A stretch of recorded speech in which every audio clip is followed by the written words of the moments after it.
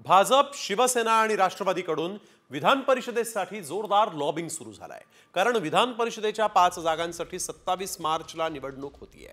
भाजपच्या कोट्यात 3 तर राष्ट्रवादी अजित पवार गट आणि शिंदे सेनेच्या कोट्यात प्रत्येकी एक जागा आहे। या जागांवर मतदान झाल्यास निवडून येण्यासाठी 57 मतांचा कोटा लागणार आहे। सद्यस्थितीत मवियाच्या मतांची एकत्रित बेरीज ही 57 एवढीही नाही। त्यामुळे ही निवडणूक कॉमस्कोर नुसार आता isakal.com आहे देशातील नंबर 1 ची मराठी न्यूज वेबसाईट। प्रत्येक अपडेटसाठी isakal.com ला नक्की भेट द्या। निवडणूक बिनविरोध होण्याची शक्यता आहे।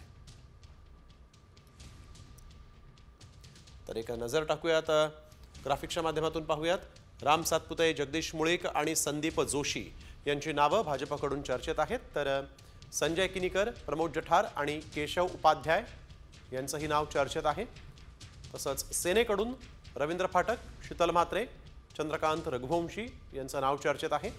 राष्ट्रवादीकडून जिशान सिद्दीकी, संग्राम कोते पाटील आणि आनंद परांजपे यांचं नाव चर्चेत आहे।